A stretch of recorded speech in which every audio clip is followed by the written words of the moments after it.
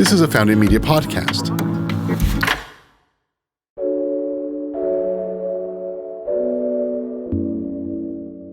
Hi, everyone. Welcome to Great Society. I'm your host, Constance Dykhuizen. We're here at the lovely Long Center today here in Austin.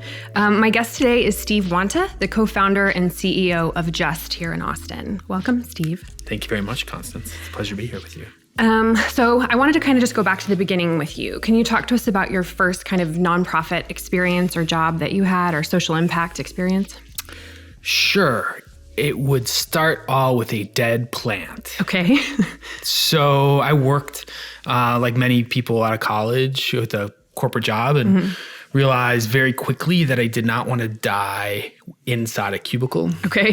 So it all came to a head when my boss's boss came to my desk and she'd asked me about some sort of TPS report in honor of office space. Really, she just said, hey, you've got to do something. And I'm, as a millennial before millennials were cool. So as I was disgruntled, I said, whatever I said. And as she's walking away, she said, oh, Steve, that plant on your desk is dead. You should probably get rid of it. And my involuntary response at the moment was, well, actually, it reminds me every day I walk in here, just a little piece of me dies.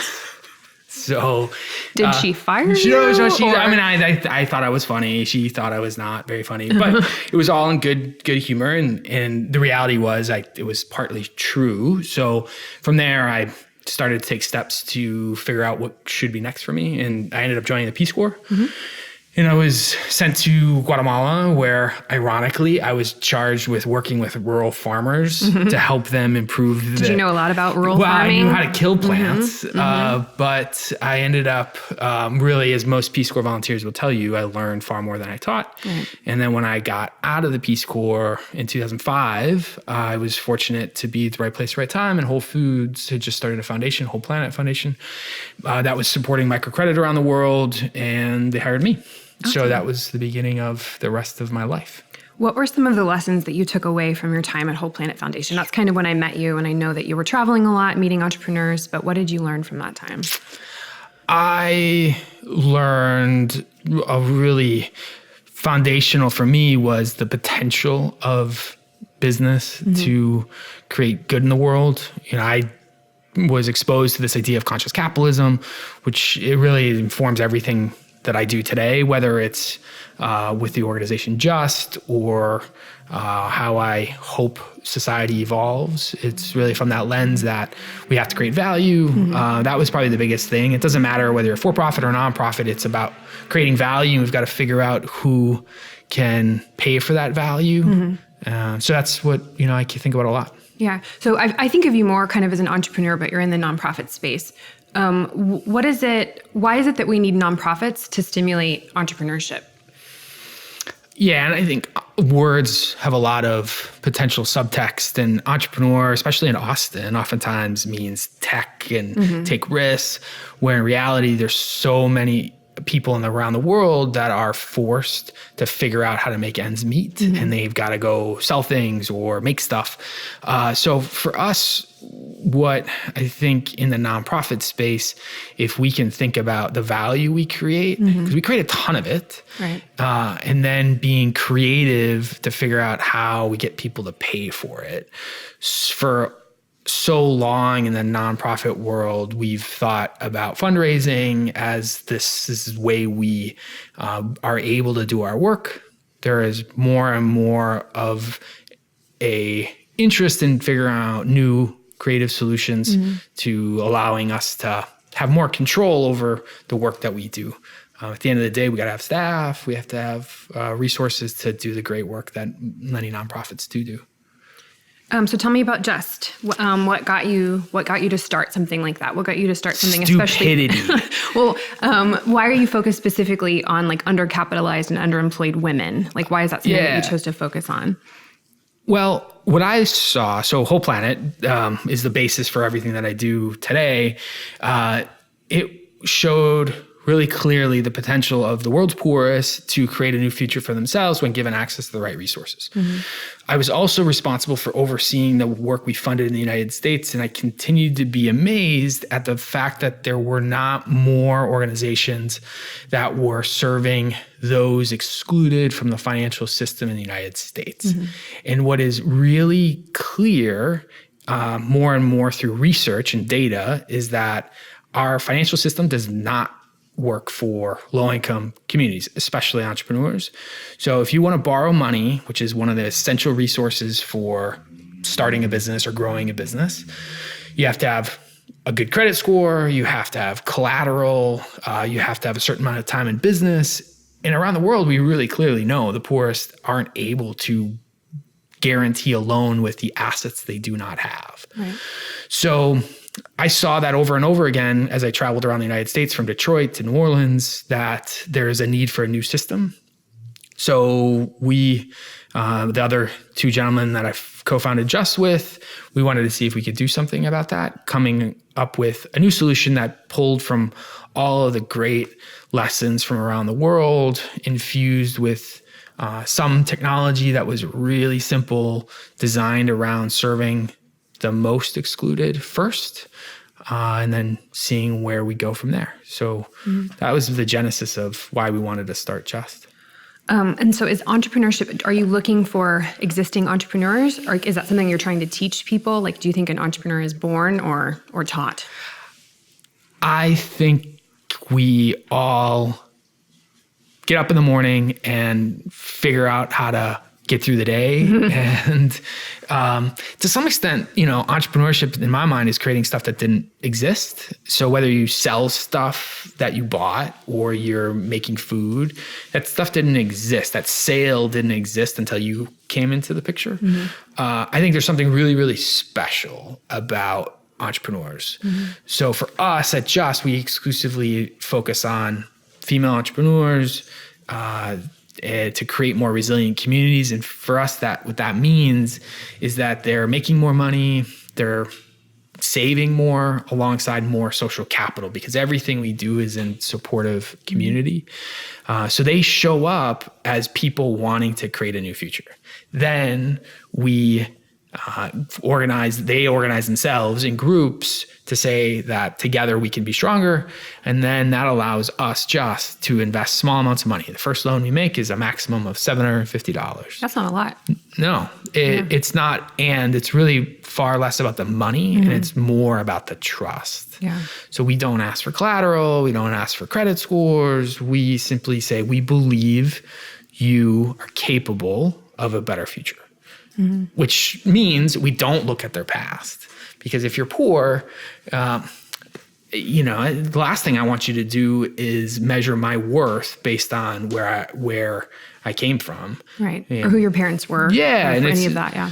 There's a racial wealth inequality in the United States that more and more research is showing how just dramatic the difference is in assets, and that means we have to do something different than measuring people's wealth to unlock money for them to invest in a business. So you mentioned trust. I feel like one of the ways that you do that has got to be your meetings. I was fortunate enough to be able to go to one, and it was really, really great. Can you tell us a little bit about how you run the meetings and why you chose to run them that way? Right. So for 10 years, I traveled the world and got to see some of the best around the globe making small loans in groups. To some extent, there's a peer pressure component there. And I felt like, man, wouldn't it be so awesome if we could reimagine this group setting for support? So many of the things that you saw came out of pulling pieces from other organizations. So I went to Weight Watchers for a month to see how people showed up to support one another in creating new habits. And in this case, it happened to be around food. That's awesome. So I learned, man, people want to feel less alone. They want to learn from other people. So for us, that has been a central part of these group meetings. And the thing that we do is try and create a safe space so people can feel less stress and more joy. So one of the things that we do at the start of every meeting is we stand up and we breathe together 3 times. That was my favorite part. Yeah, mine too. Yeah. Should have done it before the start of this podcast. That would have been good. I might start doing that. Okay. Silence. I know you can't have silence on a radio program, but so the second piece is we want to have a consistent grounding moment. So we pass around a little tiny ball and share one word with how we're feeling. And then that leads into a conversation. So what we've done is been able to, from just sort of a practical experience, we remove the transaction of repaying a loan in those meetings, which historically that's where the reason for meeting oftentimes was about repayment of money. So we thought if we pulled the money out of those groups that we would be able to make it more about support, which we're really excited to see that becoming true. Yeah, and it seems like that's working because you guys have lent over $1 million. No, like almost 2.5 million. Oh, well, you need to update your website. I'm sorry. But you do need still help to do all things social media, all things communication. Okay, so you're looking for that? Yeah, totally. And yeah. With over $2 million lent, do you still have a 99% repayment rate? Yeah, so we've made 1,500 loans in Central Texas to women without a credit score, and we've been repaid 99+ % of the time. So in total, we'll have there's like 10 women that have not repaid us, and there's a story behind each one of those 10. Yeah, but that's amazing. Like, what do you attribute that to? The breathing, the meetings, like why? Because that seems much better than industry standard, right? Shockingly, money matters. Yeah. So what we know is that if someone is investing in a small business, whether it's cleaning houses or making food, capital is important. They can buy things in bulk. They can reduce their costs. They can sell stuff that before they might not have been able to, thus making more money. Now, for us, what we know is if we can create a little bit of structure, a little bit of organization around their business and their money, they may also be able to spend less or spend in a way that makes more sense for them, thus saving more money. So if we're really focused on the outcome, not the transaction, we see great, really exciting results from our clients. Can you introduce me to some of your clients or their businesses? Like, what are they into? What are they? Yeah, there's some really inspiring stories on our website. Was part of the communication piece. We really want to be telling great stories as part of the bigger vision of being a part of changing the narrative around the potential of low-income communities to be their own change agents when given access to the right resources. So one of those stories I'll share, Letty, she cleans houses. When she came to Just, she was cleaning around 6 to 8 houses a week. Entered our program. She was invited by one of our leaders that we call JETAs, Just Entrepreneur Trust Agents. So she started to feel support. She borrowed money, $750 to buy a better vacuum cleaner. She started to see the intention around growing her business through goal setting that we do monthly as an important part of direction. So flash forward 18 months, Letty decided to be her own leader. So she entered our 8-week leadership training program where we have some additional experiences that help people see their money and their life a little differently. And then from there, through that process, along the way, she continued to borrow money, invest in new parts of her business. Today, 18 months later, she has 4 employees. They clean 40 houses a week. Wow, that's amazing. But what's most important, at the beginning, before entering Just, her internal narrative was, I do not know how to save.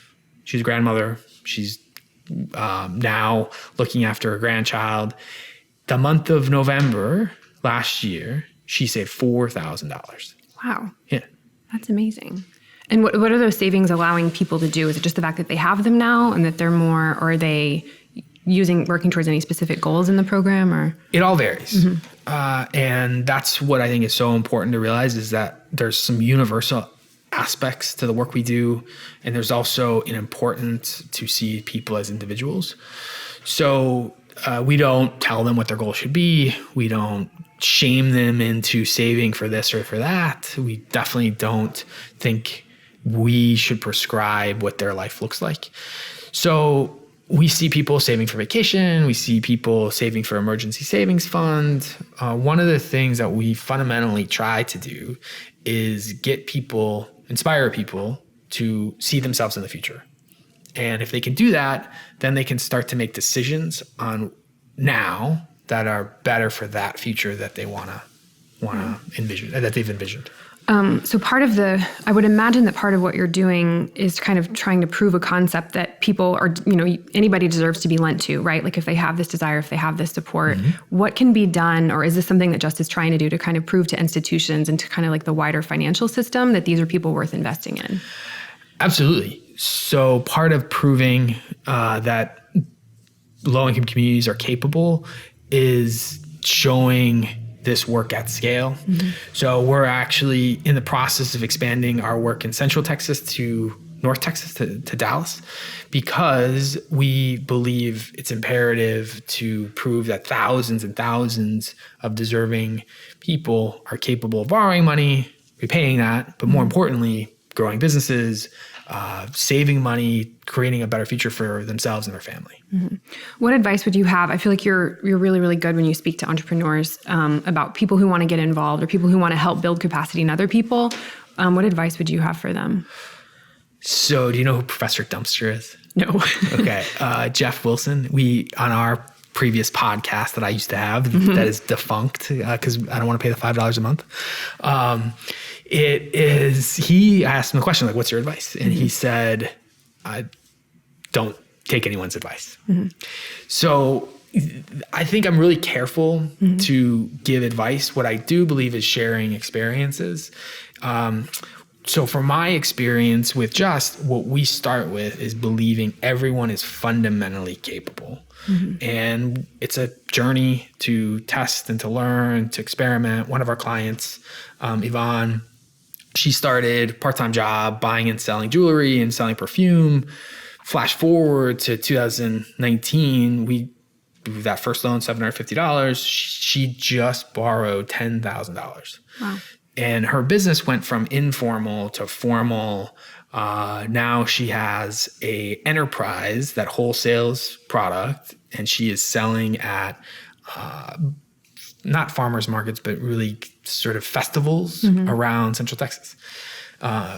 No one would have seen her as credit worthy 2 years ago. And I could never have guided her or taught her how to create that business. Yeah. So you're just kind of being a bridge for people into the like more formal financial systems. Possibly. Yeah. We see ourselves far more as a community organizer or family than we do as a lender. And we also continue to come back to this truth that money matters. So we've accepted the responsibility to be good lenders. We have one rule: we have to get repaid. So people, when clients stumble, it's really awesome to see communities show up and do raffles or do selling food for their friends who may be in a tough spot. Yeah. What's next for Just? What do you have? World domination. World domination. That's good. Taking over the banks. No.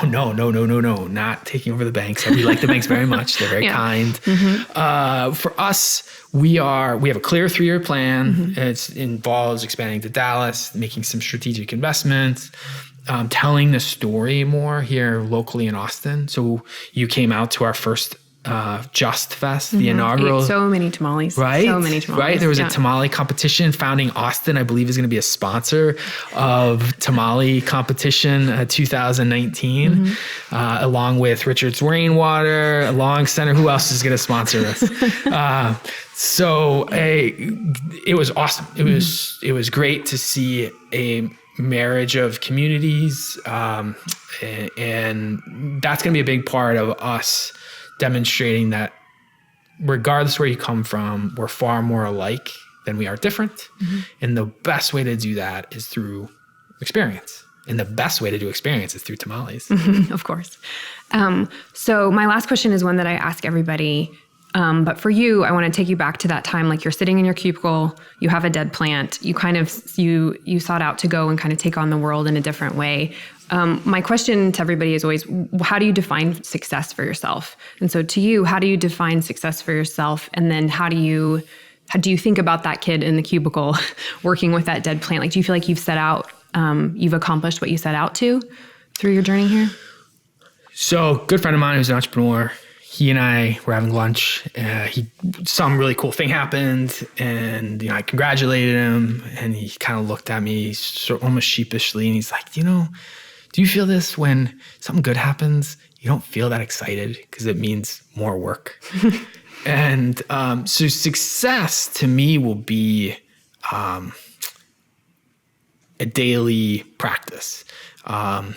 I think once you know this, you've traveled to you've been doing some of the hardest work in the world with trafficking in Thailand. I mean, there are some really tough things. So unfortunately, those of us that have taken the red pill or the blue pill or whatever you call it, that have decided the Great Society, the Great Society, there's not like an end. I think that is why our higher purpose at Just is helping people live with less stress and more joy, because we all feel stress. All stress is not bad.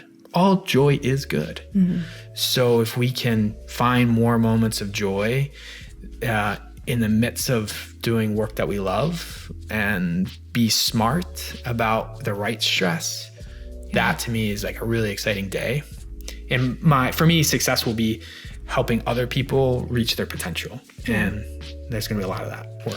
I love that idea of seeking the joy, or just like identifying the joy in your time and not the stress. That's great. And I mean, who would have thought that like a loan program would be be so essential to what the work you're doing and to your high repayment rates and to success for your entrepreneurs. So thank you for the work you do. Thank you for sharing with us today. Thank you for the support. Yeah, of course. Peace, love, and happiness. Yeah, it's been really great. I think John Paul really connects as an entrepreneur to your community. So thanks very much. Yeah, thank you. And thank you to the Long Center. Thank you for hosting us today with this beautiful view. And thanks for Richard's Rainwater.